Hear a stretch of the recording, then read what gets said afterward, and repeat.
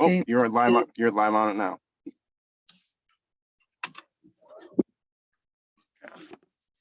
And we're live. All right.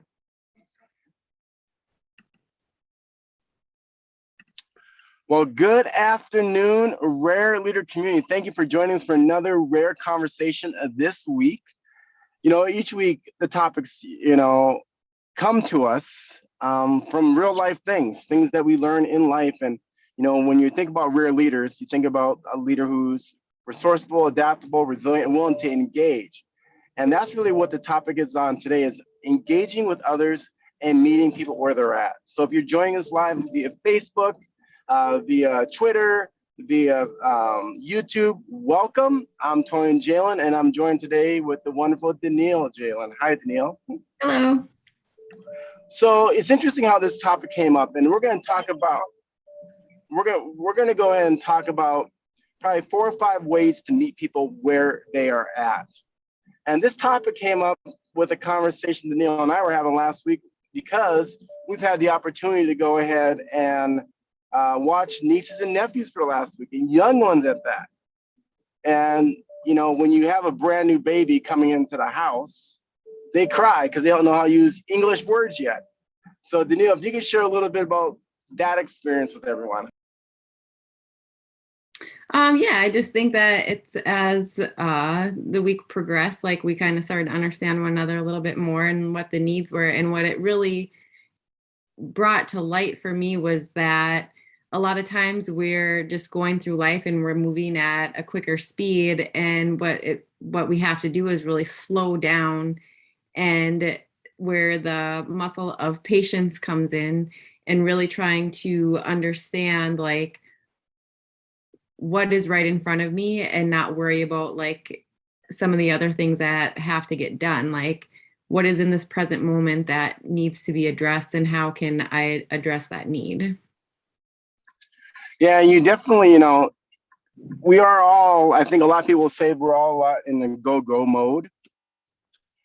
But when did it click for you to all of a sudden, to realize, I got to be even more present here than I had been, to really be able to communicate with was it 2-year-old? No, 1-year-old, 14-month-old, isn't she? Yep.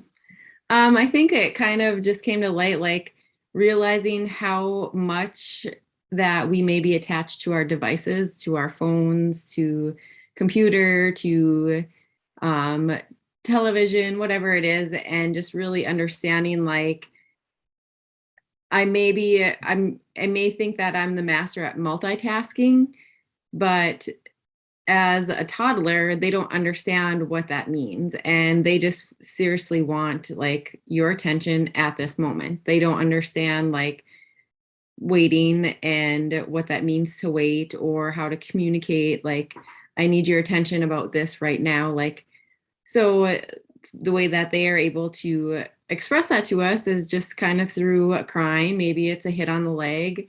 And I noticed it more predominantly when I would get a text message or need to respond to a phone call or whatever it was. Like, all of a sudden this attention was gone, and it was directly related to the attention being removed from what was happening in that moment, and a need not being addressed. And so I just really noticed like the less I was on my device, or that was a tool that could be played with or whatever it was, and that one-on-one attention was when I could really like understand and get to know where I needed to meet her needs.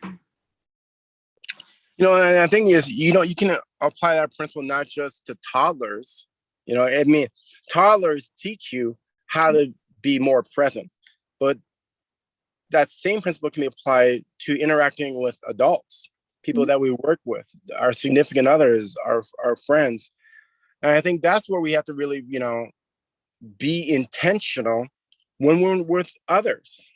All you got to do is go to a restaurant and look how many people's conversation is the phone versus the person sitting in front of them.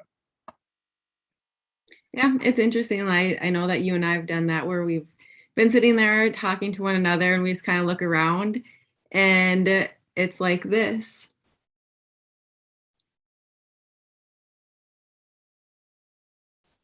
no one is having a conversation at their table. They're looking at everything else that's going on because they don't know how to have that conversation anymore, how to spend that one-on-one time with the person that they're with.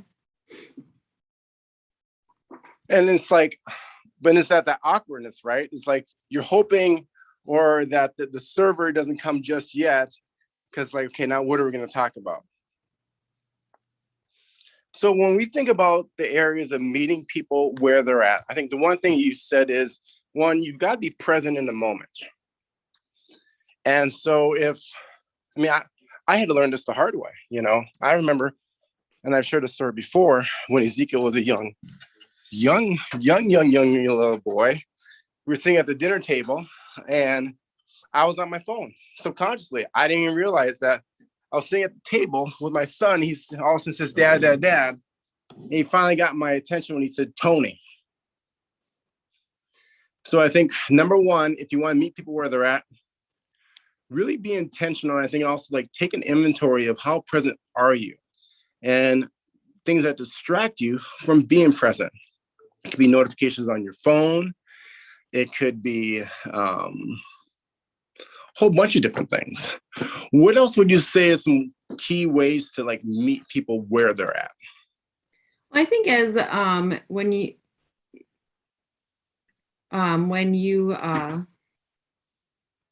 are being in the moment, I think that it relates to everything. So I even look at how we are going through the journey of learning how to drive.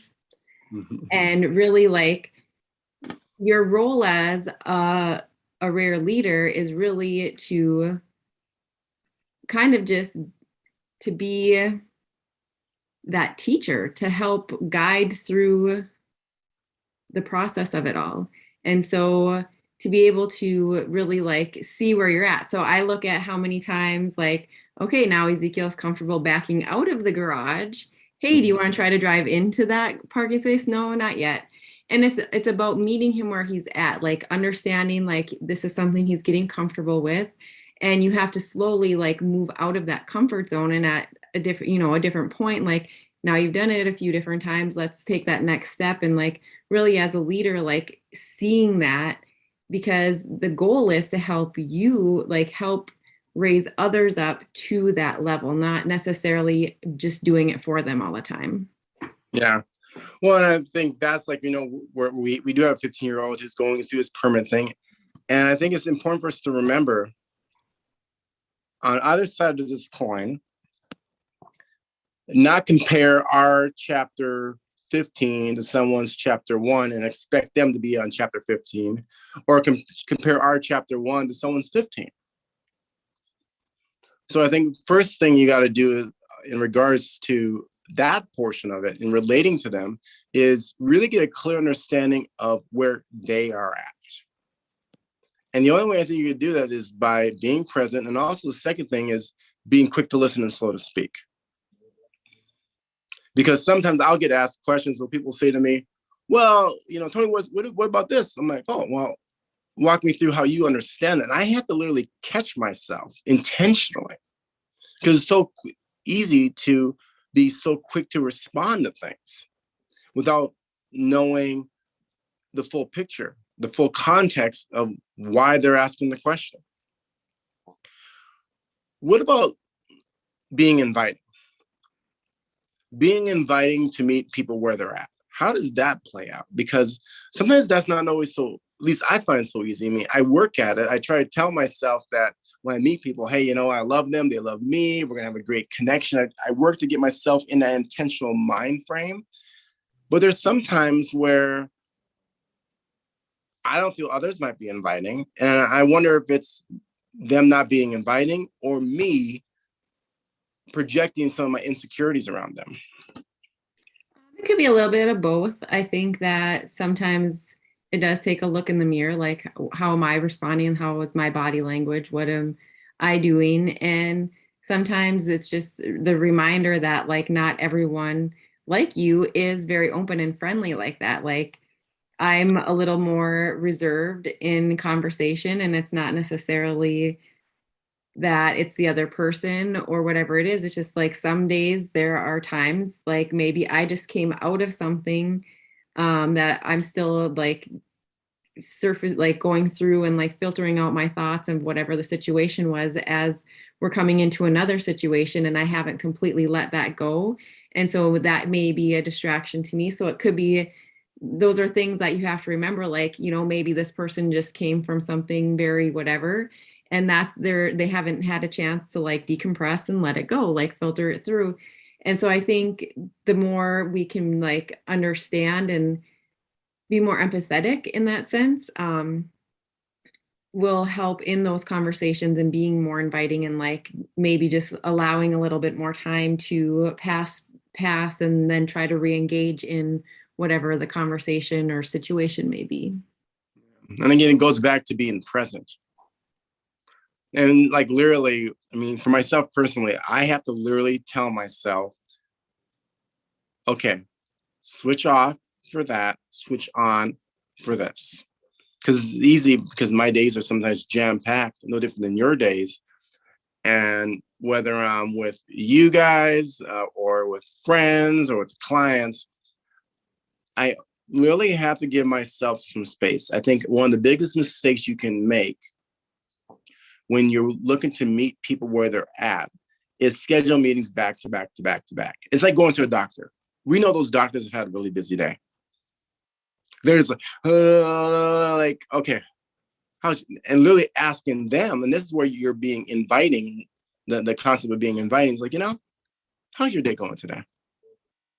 Because we forget sometimes that whoever we may be talking to, we may be talking to them based on their title versus who they are as a human being.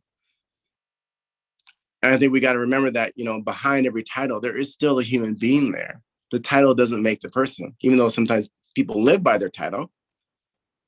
The title doesn't make the person. They are still a human being, whether that be your, you know, a significant other, a friend, your boss, a coworker.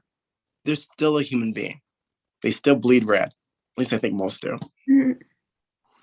Well, I think it's interesting too, like you had brought up, like over the weekend, you had the volleyball tournament, and one of the girls was a little distracted. And I think the age of the person, male and female, pending, it's not always easy for someone to shut stuff off and like let it go. Like you talk about like intentionally turning on and off, like you experienced something where one of the girls was bothered by something completely unrelated to the game, but was distracted by it. And come to find out later, like it had nothing to even do with volleyball, but it was just, it's not always easy for somebody else to turn that stuff off and just to be mindful of it and seeing how you can help work through those types of situations in the future.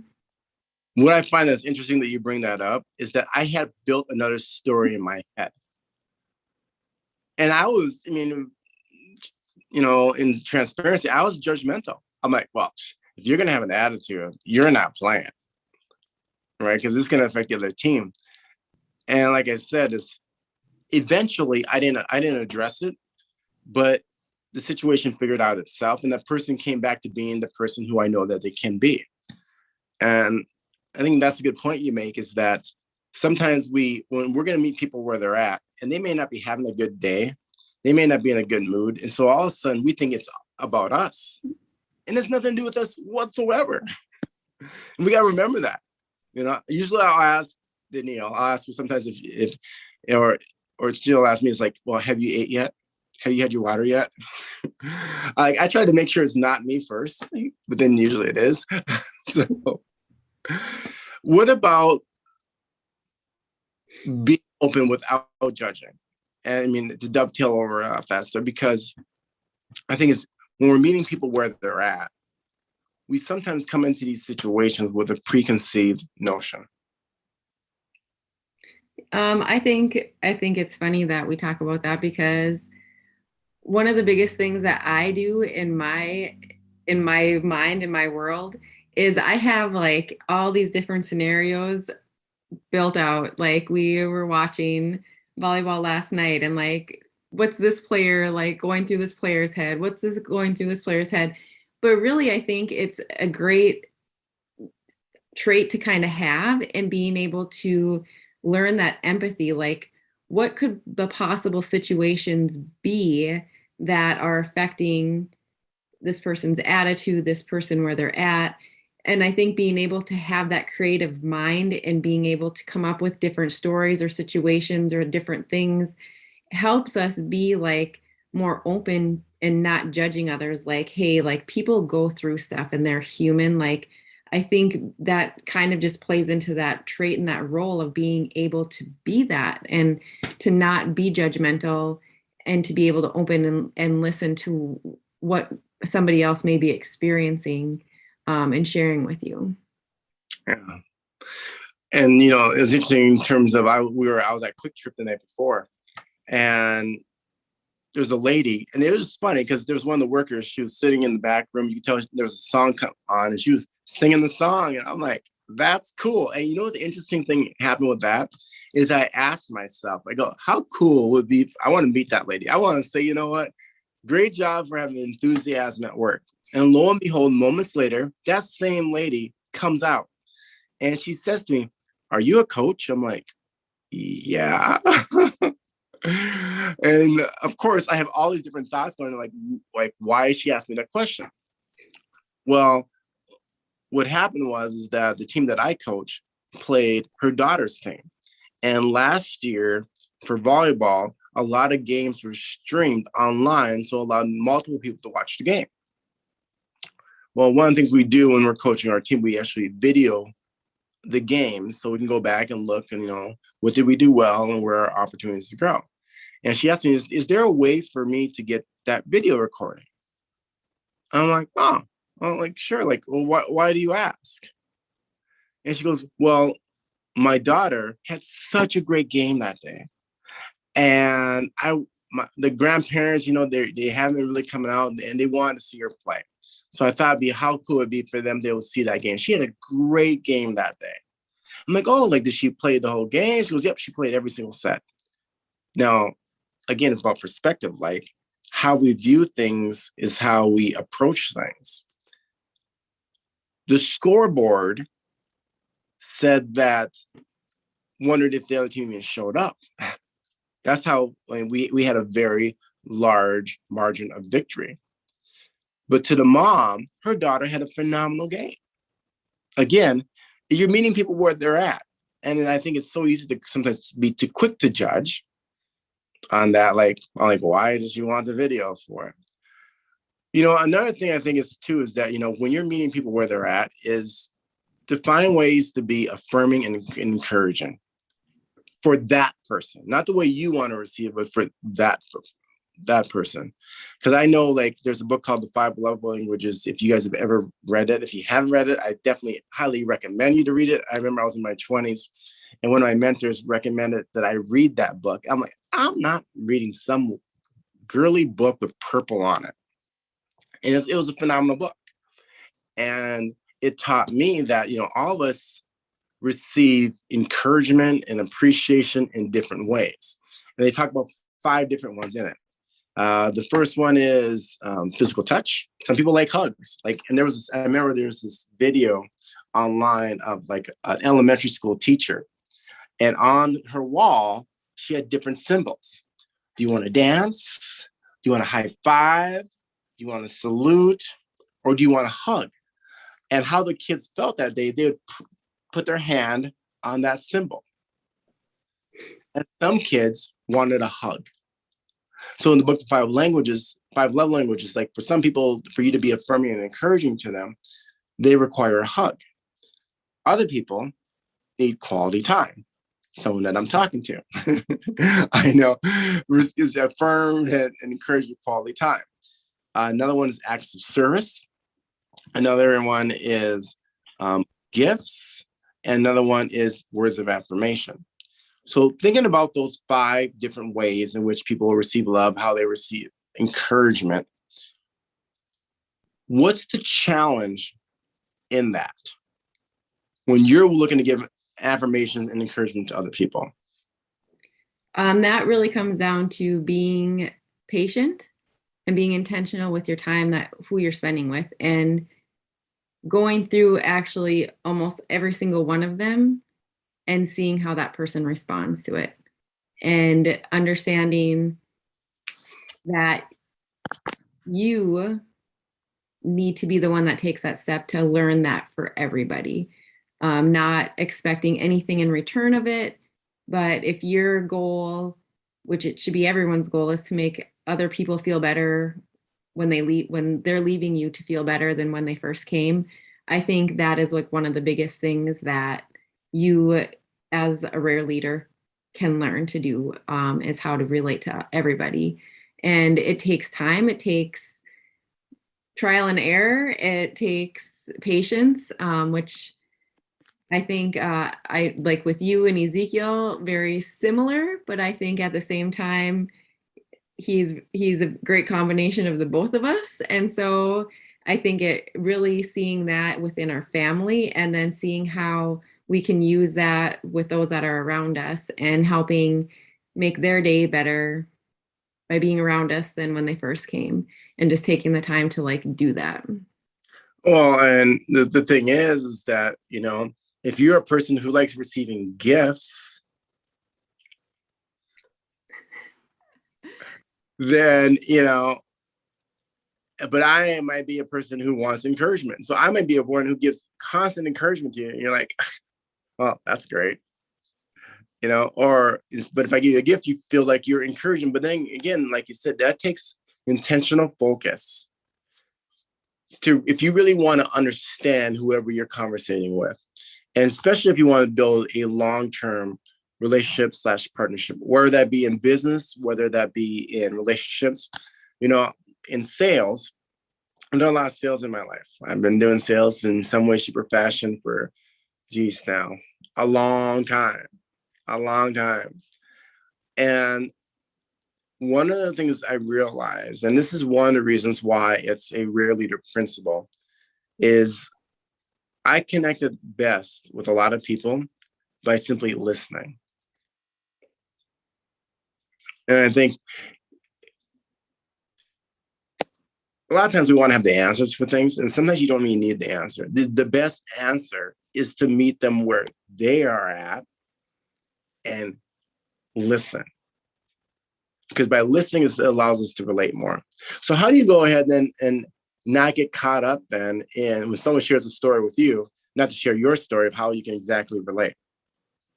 I think you just kind of have to read the situation and see what it is. And I think there's times that you need to reaffirm just the other person and how they're feeling. And like, hey, like you have every right to feel that way. That's like completely your right to have those feelings and to acknowledge and affirm them, that where they are at in that moment, that it's okay for them to be feeling those things and to have those thoughts, to share whatever's on their heart and their mind. And it may not be that we agree with it, but I think that's where it comes down to the not judging is whatever we give, we will receive. And so if you're giving that person the space that they need to have the feelings, the thoughts, the opinions, the whatever that they're having, that allows for that room for each of you to still, I think, find that common ground. Like, hey, we're friends here. We're on the same side. We're like together, but it's okay for us to have differing opinions about it and to share that we can still work together and move forward. It doesn't necessarily mean that we completely have to cut ties and whatever. So I think it's important to just really understand and to just allow people the space that they need at that time. Yeah. And, to your point of not judging, right? Like, understand that it's okay for them to feel the way they do. It's not our job to devalidate. Is that the word? I don't know. Invalidate. Yeah. Validate someone else's feelings because that's how they're feeling. And I think sometimes we just got to create that space for them just to share, because it's not up to me really to decide what's best for anyone. I can have my feelings on it. I can have my my thoughts on it. But until I truly understand where they're coming from, I can't pick the judge and give them. They say if you prescribe the medicine before getting a full diagnosis, that's called malpractice. Mhm. And to understand that when people are going through different things, good or not so good, that there's different levels of change that they got to go through. Some people, like, someone has someone that passes. They need that grieving time. And some people can do it to change on a dime. And some people, it's going to take longer for. And again, that's meeting people where they're at. Because like you said, this is, I believe, is a learned skill. I believe some people have this based on the situation. They say, if you really want to learn how to relate to someone, be a volunteer at a suicide prevention hotline. That causes you to be very present in the moment. It causes you to be a phenomenal listener. It causes you to really be a good listener. And at the end of the day, I think with all the different noise and all the things demanding our time, a lot of us just want someone to listen to us. So as we close up here, Danielle, what would you say in any additional final thoughts when it comes down to relating to others? I mean, we talked about, listening and relating to them. We talked about being inviting to them. We've talked about being affirming and encouraging, along with seeking common ground, not being judgmental, being open without judging. What would be, if you were to go ahead and put a little bow tie on today, bow on it, what would you put on it? I think the biggest thing that comes to heart and mind, and I've mentioned it a lot, is just that patience and intentionality, and really realizing that the world is so go, go, go, go, go, go again now, and there's so much noise going on, that it's important to be mindful and to slow down. And I think the last few months have really taught me and brought to point patience, taking the time that it needs, however long that is, to build that relationship, to build that friendship, to whatever situation it may be, but to take whatever time is necessary. And not everything is an instant fix. Not everything is an instant friendship. Not everything is instant everything. Instant rice, whatever, potatoes. I mean, good things come in that time, in that passing of time and that journey, and just to be intentional with the tasks. And then when you're meeting with somebody, when you have somebody face to face with you, your attention is strictly in that moment. Yeah. No, I there's a quote from Billy Joel, rocker Billy Joel. And he said, as human beings, we need to know that we're not alone, that we're not crazy or completely out of our minds, that there are other people out there who feel as we do, live as we do, love as we do, who are like us. I think that's a good reminder to everyone who's watching, whether you're watching on Facebook, YouTube, or Twitter, that whatever you're going through, what others might be going through, you're not alone in going through it. And you might have to go through it alone, but you have support along the way. And that's one of the greatest things about meeting people where they are at. So that's all we got for you guys today. Make sure to join us again next Tuesday, 12:01 to 12:31 at the latest Central Standard Time. If you found value in today's conversation, please do share this with others. Again, we're on YouTube, Twitter, as well as the Facebook private group here as well. Until next time, I'm Tony Jalen with Danielle Jalen. Onward, upwards, everyone. Talk to you next week.